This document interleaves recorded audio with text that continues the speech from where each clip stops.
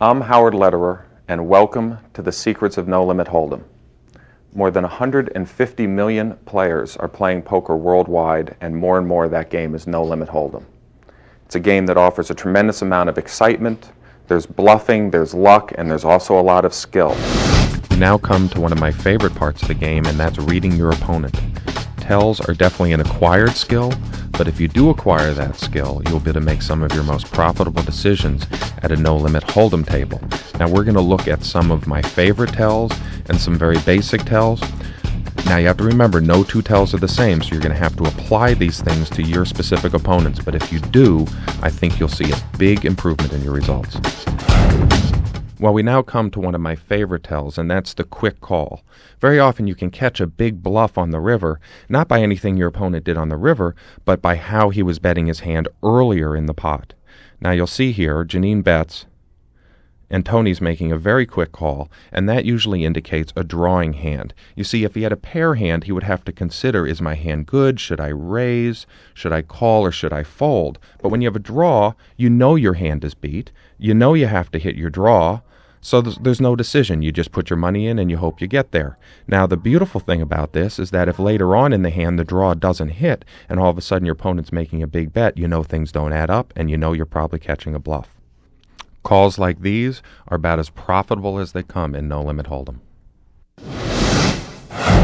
Well, we now come to another very important tell, and that is the defensive check. One of the most powerful plays in No Limit Hold'em, of course, is the check raise, to trap your opponent into betting and then making a big raise. So it's always important to know whether that check is an honest check or a check for a check raise. And here we see Janine making what I consider to be a very defensive check, but it's a common one that comes up all the time. You see her fiddling with her chips, trying to convince you that she's thinking of betting, and now she makes that check. That is almost always an indication of true weakness. She would not try and indicate that she's thinking about betting. If she had a big hand, she wouldn't want you to know that she's thinking about betting.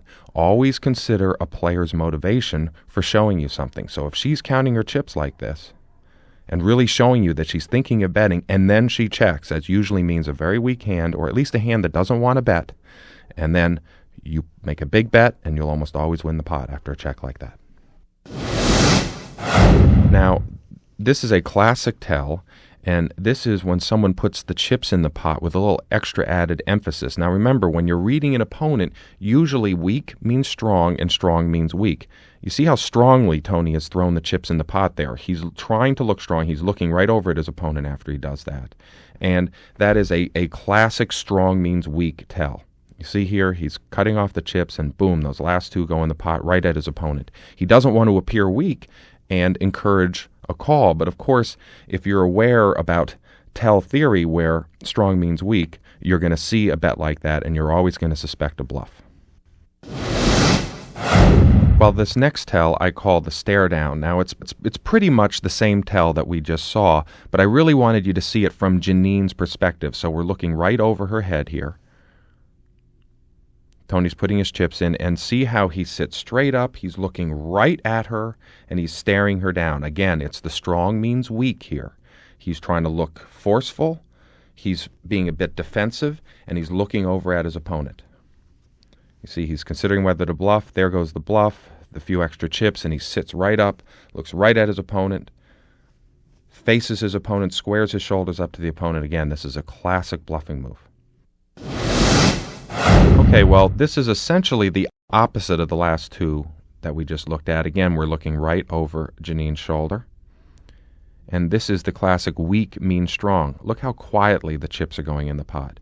Look at how Tony is not making eye contact with Janine. He's looking away. He looks a little disinterested, but he's very comfortable. He's not tense. He's not sitting up in his chair. He's just trying to look like, nothing special, I don't have a great hand. This is usually means a very strong hand. Anyone that can put the chips in this quietly and this comfortably and this confidently probably has a big hand.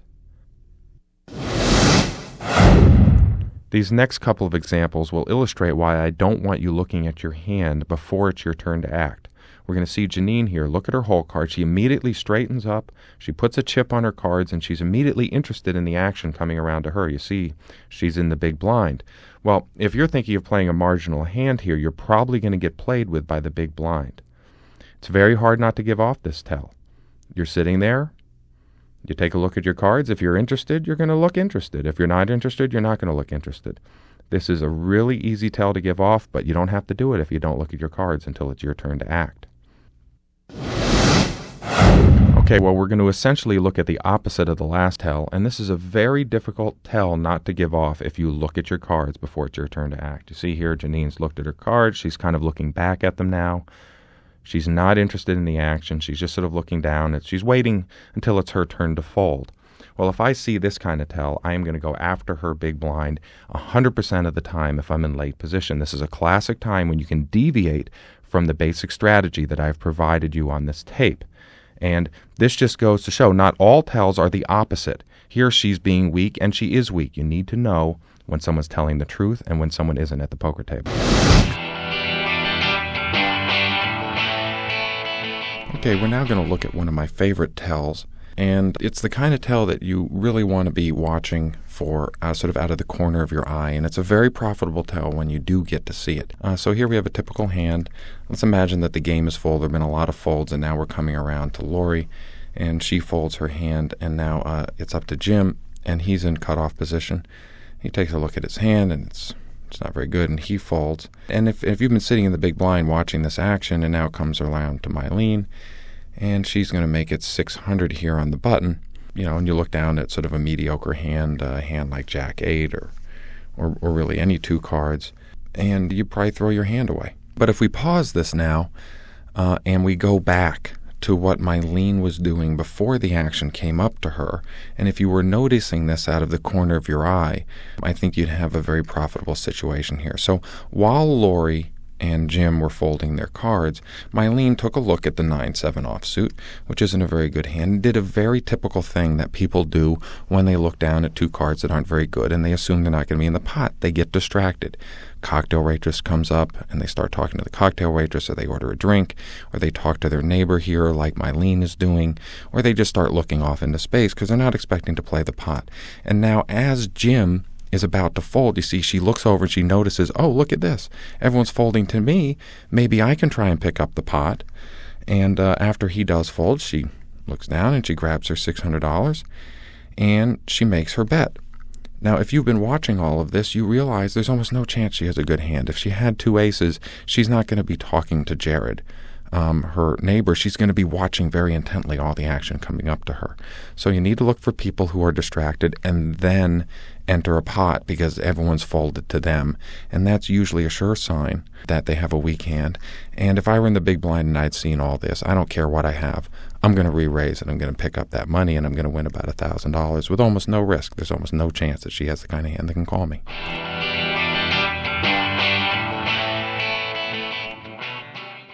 Okay, let's look at another one of my favorite tells, and this will be a tell of strength as opposed to a tell of weakness. We have a three-way pot here, and the flop comes down a couple of sixes and a 7.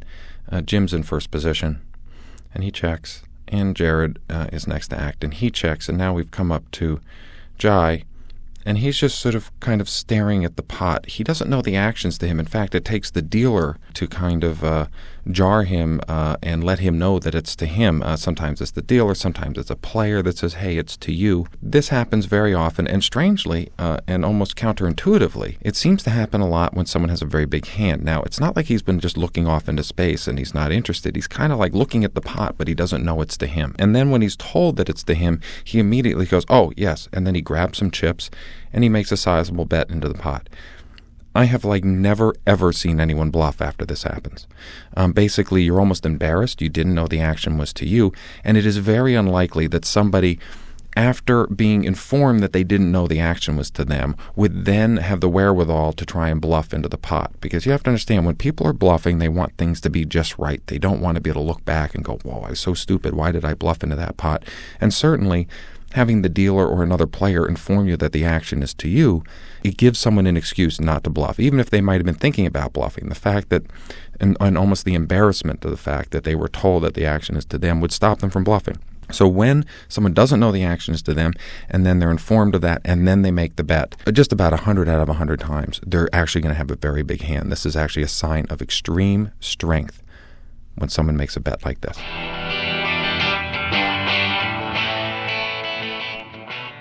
Okay, we're going to look at another strength tell here. We have Lori here in first position, and she checks, and she's playing heads up against Jared.